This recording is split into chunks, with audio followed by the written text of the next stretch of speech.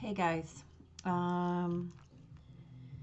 welcome aboard, welcome home, welcome back, just welcome, completely and fully as always, dependent on where you are in relation to this channel, these messages, this energy, all the good stuff. Today I want to talk about Mercury retrograde. It feels like there's more to talk about, so we're going to see where it goes. Mercury retrograde happens on January the 14th, 2022. Mercury stays retrograde until the 3rd of February, but it's in shadow until February 24th. So this is, it's big Mercury energy, of course. I mean, they all are, but okay. Let's start here. Mercury goes retrograde at 10 degrees Aquarius. So let's talk about what Mercury is first, right? Mercury is the planet that rules communication, right? Expression, ideas, thoughts, messages, right? How you speak, how you write, how you interpret symbols and messages and communicate that understanding. Okay, so this is mercurial. The word mercurial, right, is about shifting, changing, morphing. It's about your changeability. It's about the way you interpret your perceptions and then express them, bring them into the world, right?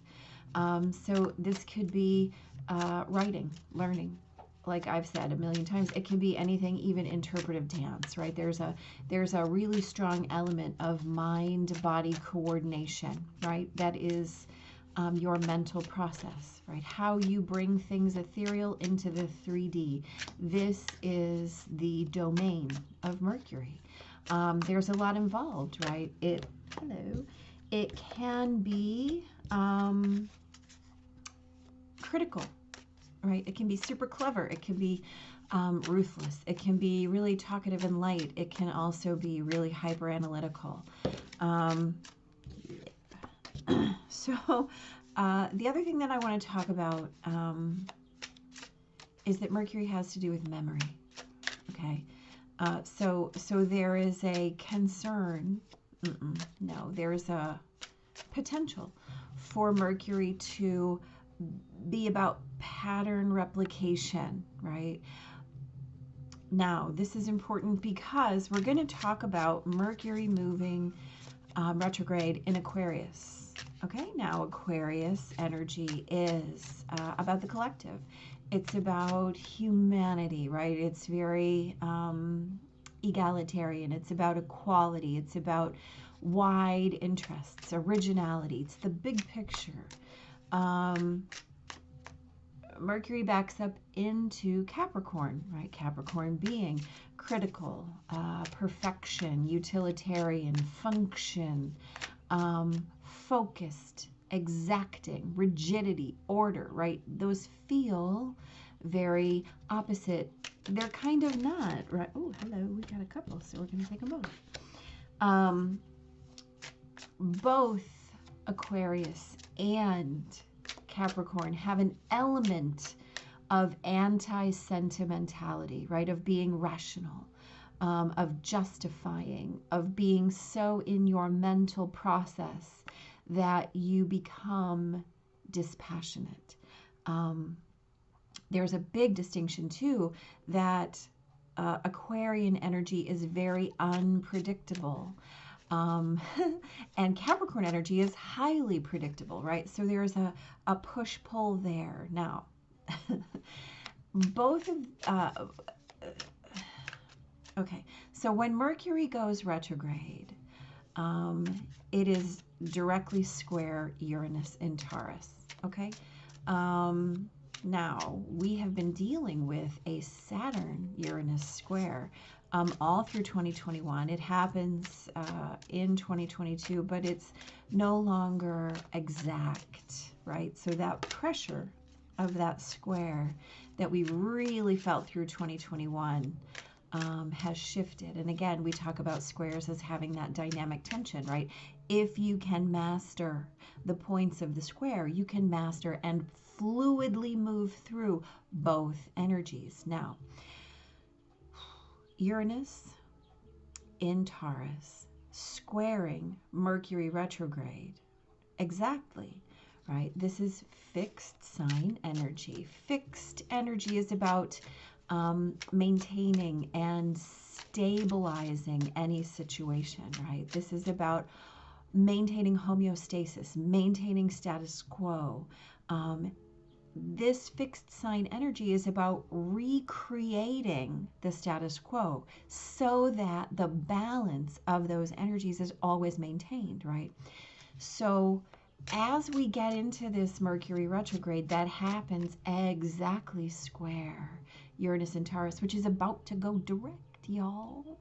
What I want to say is, right, this is about being aware that the appearance of change is not always the reality of change, right?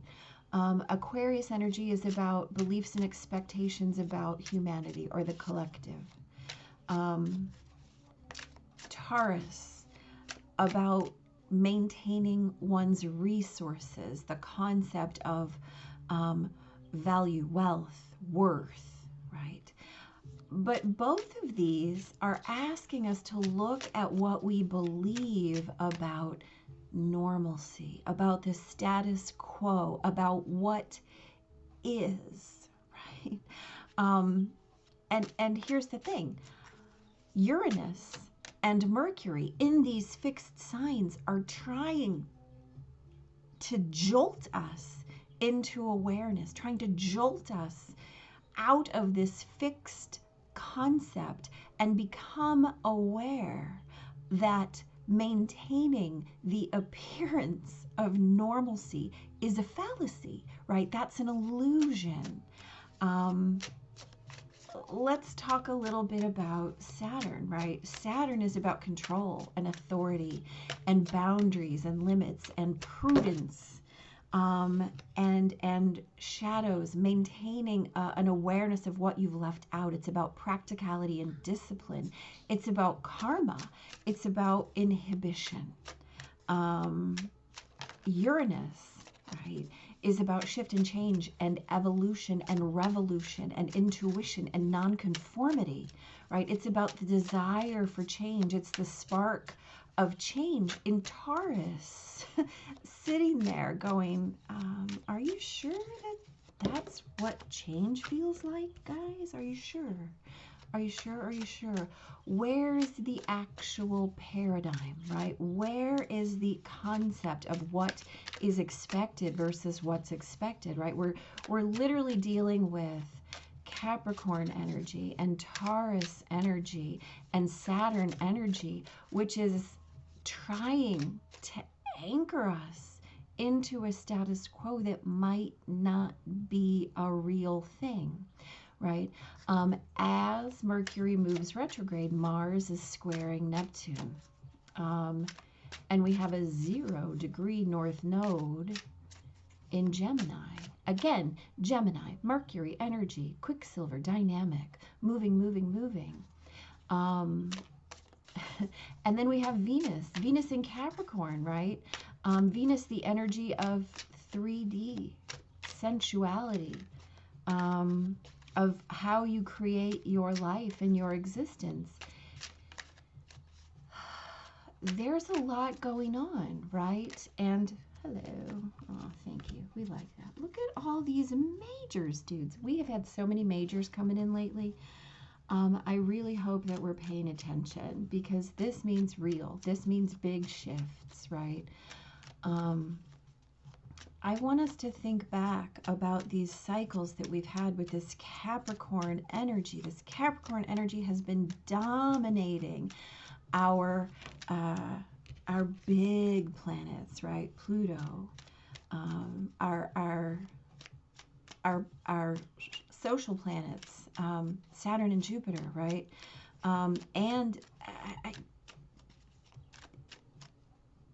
Since January of 2020, we've been dealing with this feeling of having weights around everything that we're trying to do, right? We try to elevate our vibration. We try to collectively lift and shift and change, and yet we feel like something is pulling us back.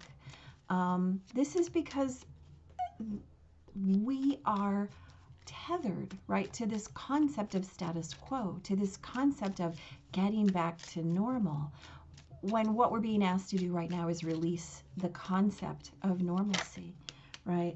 And move into the idea that sovereignty is an inclusive concept, right? Status quo is an illusion, right? There is nothing to the idea that we can get back to a normal. There is no back. There's only now. There's only what is now. And the concept is to beware, right? So as we deal with Mercury retrograde, starting at 10 Aquarius, moving back into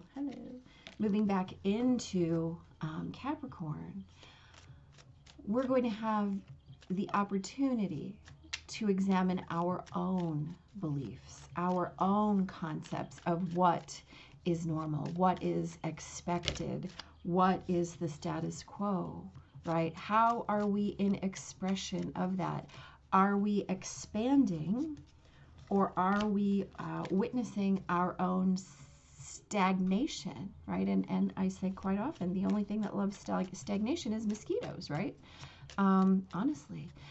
How can we be as Mercury energy? How can we be in communication of our shifts and changes while still being disciplined and responsible and capable and practical and creating our world as what we want it to be, right? Venus in Capricorn right now, retrograde, is no accident, right? This is about how can you create from your idea of home, not an external prescribed idea of home.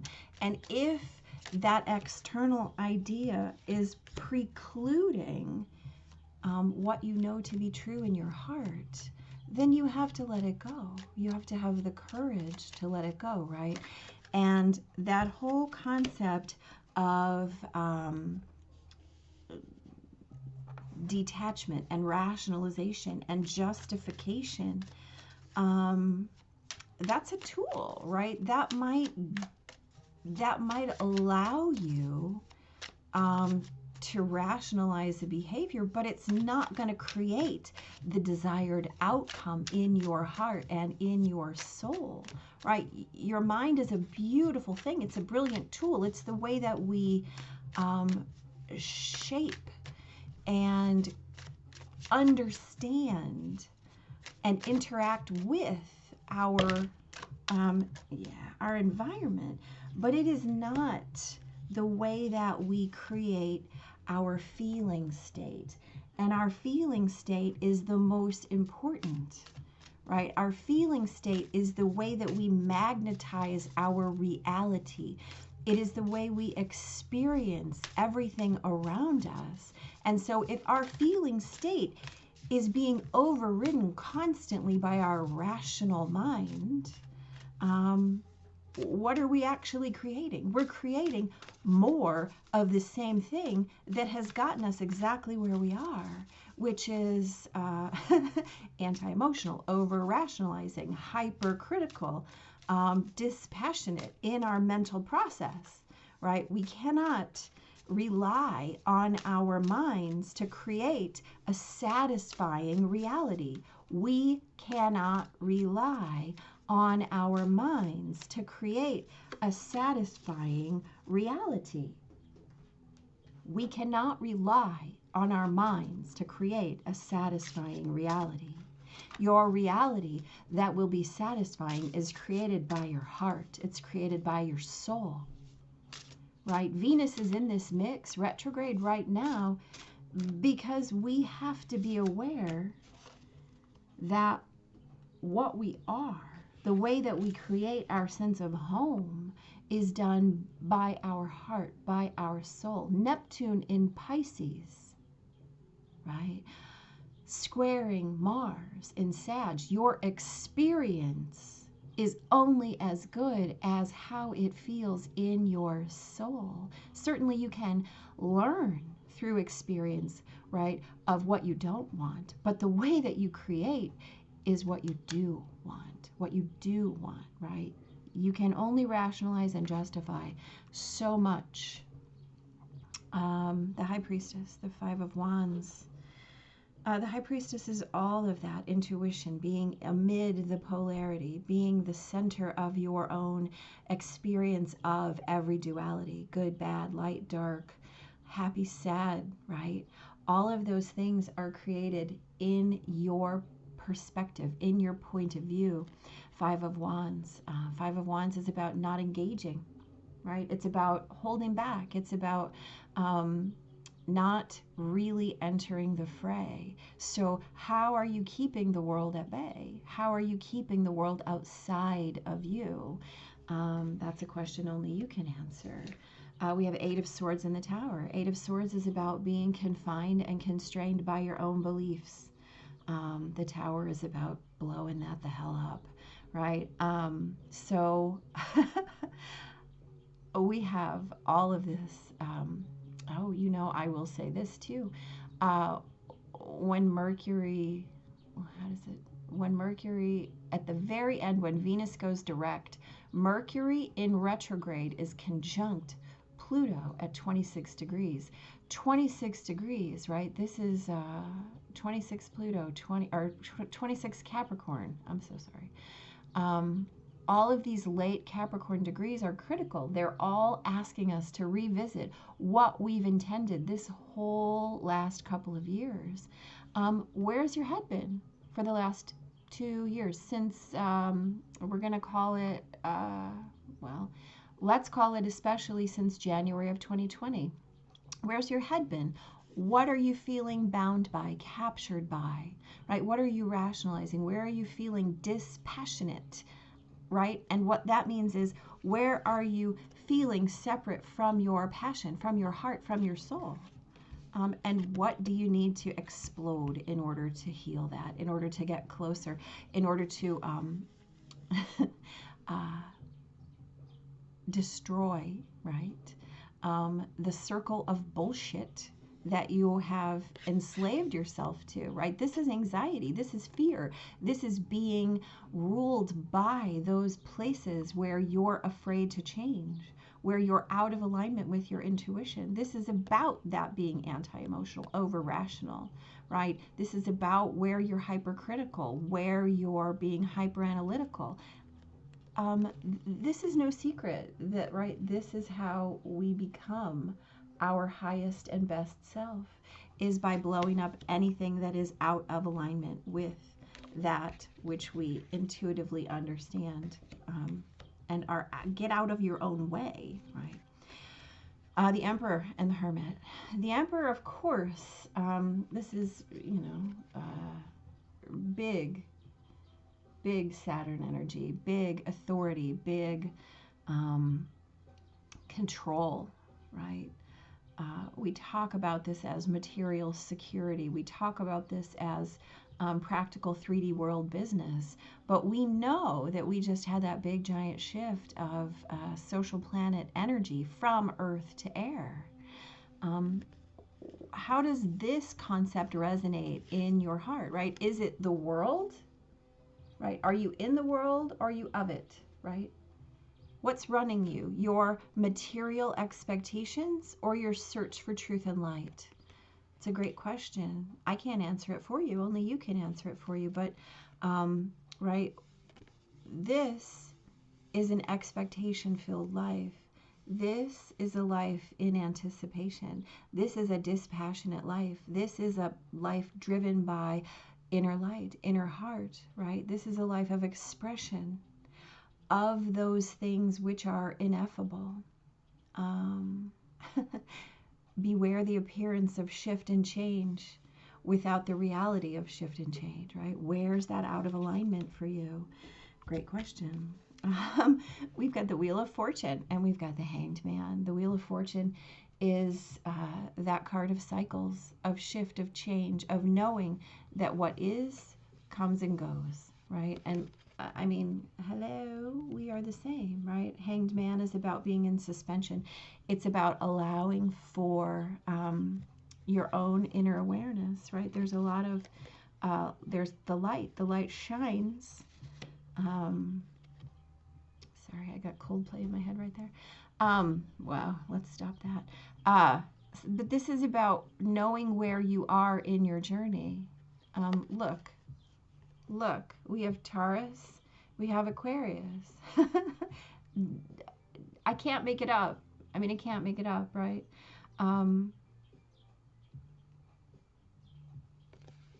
What are you waiting for? What do you know you're waiting for, right? Again, are we recreating a status quo simply because we feel like that's stability? You know, there's that concept of don't cling to a mistake just because you've been making it for a while. Sometimes stasis is unpleasant and uncomfortable. Sometimes stasis is unpleasant and uncomfortable so that you can shift and change, right? No grit, no pearl. Without friction, there is no need for change, right? Be aware of that, right? Even okay. We have the Star. We have the Ace of Swords. The Star, of course, is the card of Aquarius. This is about knowing that the universe has your back, right? This is about wish fulfillment. We talked about how you are always in creation from your feeling state. You can rationalize all day. Novel idea, that's not how creation works, right? You're not manifesting your ideas. You're manifesting your feelings. You're manifesting your vibration. You can think it all day long, but just because you can think it doesn't mean it's going to come into manifestation. If you find yourself blocked in manifestation, it's because your ideas, right, are in the way. So how do you get out of the concept of you're bound, you're stuck, right? There's external means of control, right? I'm not in control. I'm not in my own power. Well, guess what? You are. Novel idea. Shift and change that concept and see what happens, right? Shift and change that concept and become aware of how powerful you truly are and see what moves. Amazing, amazing stuff. We have the Fool and the Lovers.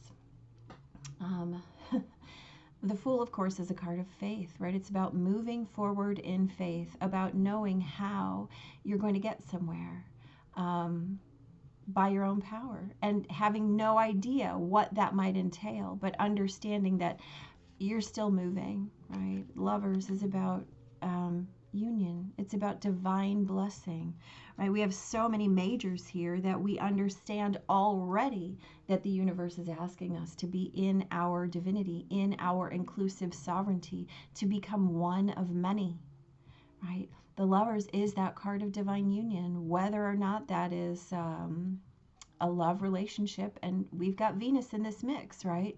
So it absolutely can be. How do you move forward? You move forward in faith, right? The Hermit is also a card of faith. The Hermit is seeking his light, right? We have all of these mirrors. You get to choose which you're embodying, right? Which you're creating from, which you're identifying with. That is up to you. No one can tell you how to do that. No one can tell you where to find your feeling state within you. But a real key is to dive into your heart space. What feels right, not what seems right, what you think is right, right? What you perceive as right, what you've justified, what you've rationalized. Absolutely not. It's about what feels right. If it doesn't feel right, it's not right. End of story. And no amount of justification you can possibly give it is going to make it right. It's not going to make it feel right. It's not going to make your vibration correct. And until you do, that vibration is calling in a status quo and recreating it and recreating it and recreating it. And it might look stable. You might believe it's stable. You might have the expectation of stability. But what you're really doing is calling to yourself more discomfort, more unpleasantness, more of what you don't want. Realize that, right? Realize that. Happiness is a choice, right? Happiness isn't something outside. Again, we're talking about Taurus energy. We're talking about Capricorn energy, very, very focused on external things as resources. And that's totally okay, right? Saturn also, external things as resources. But the key is shift that internally. And in the midst of all of this, we haven't even brought up the shift of the North Node, right? That North Node shift into Taurus Scorpio from Gemini Sag is going to shift everything from this concept of ideas into who and what you are, right? Your being is your creation. Your being is your business. And we're going to be asked over and over and over again to dive into your sense of heart, your sense of love, right? Love has many, many, many, many names and many faces and many languages. And while you're here on this earth, right, acting as the divine manifestation temporarily, right, in action, love is going to wear your face. Love is going to ask you to use its name, right? And all of that is your choice. How you vibe with that, how you allow it or fight with it is up to you, right? We've got the golden children, inner child, tenderness, innocence, rare gifts. Golden children are highly advanced, extremely intelligent souls who are incarnating increasingly on planet Earth. They have little or no personal karma and possess incredible gifts and intuitive abilities, right? We're talking about karma. We're talking about Saturn energy, right? Capricorn. Golden children are born with a very clear mission. Due to their unique intelligence, they may find themselves easily bored. Most have never incarnated on Earth before, and if they're not supported in the right ways, they struggle with physical life here. If you pull this card, it may be a sign that you're being called to mother, father, or nurture a child. That might be to tend your own inner child, a creative idea, a project, or a new beginning. Treat yourself or this new beginning with sweet, tender love. Nurture and nourish it. Give it every chance to grow and reach adulthood, right? So again, ask yourself, are you trying to grow something in a place where it's hostile, right? Just for the sake of maintaining status quo? Or are you welcoming something new, something that is going to create a new way to be, a new normal that is dynamic, that is flexible, that is able to be that quicksilver dynamic adaptability that Mercury is, right? Again, you can't live your life one step removed. You can't live your life dispassionate and outside of what's happening, right? You have to live your life face first. Number 26. See, that's funny. Past and future, fresh start. We are encouraged to live in the moment, to enjoy the present, and to not dwell too much on either the past or the future. Yet, in a sense, the present is the consequence of three concepts. It's merely an abstract state that we inhabit, but only for an instant. In this frozen moment, the woman balances the symbols of the enduring concepts of time that precede and follow on from it. On one side is the past, which is now locked and cannot be changed, symbolized by a book on its last page, fully written. But there's also a mirror, as the past provides for a value reference, for reflection, for appraisal, and for lessons learned. On the other side, there's a key that will open new doors to new opportunities and a blank book ready to be written, right? What are you defending? Where is your heart, right? What are you defending? How can you allow shift and change? What are you afraid of if you allowed that change? If you allowed yourself to be led forward by what you know in your heart to be true? How are you out of alignment or witness to resistance in your experience, right, of the cycle that is your life? What new ideas can you bring yourself from the universe? From, sorry, I got a little red bird outside my window. What can you allow yourself to witness in a new way, right? In terms of how the universe is working for you. And how can you trust your journey? How can you put everything else down, all the nonsense, and just walk with what you require and understand that everything is already, everything is already provided, right? And trusting that is that source of love. You are your own happiness. I mean, guys, this was not a very standard Mercury retrograde conversation, right? It doesn't feel like it. It didn't feel like it when I started thinking about having this conversation with you.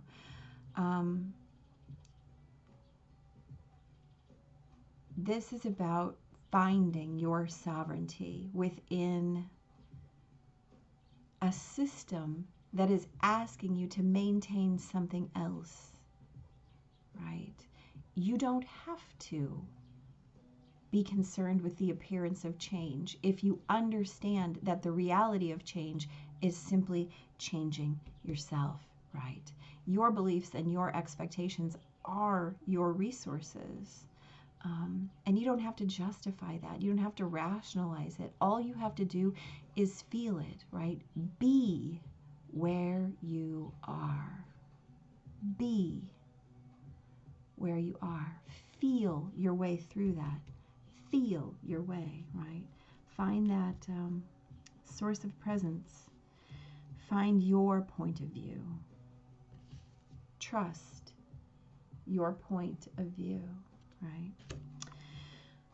That's what I have to say. Big blessings. We have more conversations to have. We're going to talk about this nodal shift because this is going to be a big deal. But this Mercury retrograde is going to be around for a while. Trust your inner experiences, right? Don't overanalyze them. Don't hyper-rationalize them. Just feel them, for Pete's sake. Just feel them. And stop trying to recreate something that's a bunch of bullshit. How about that? Big blessings, guys.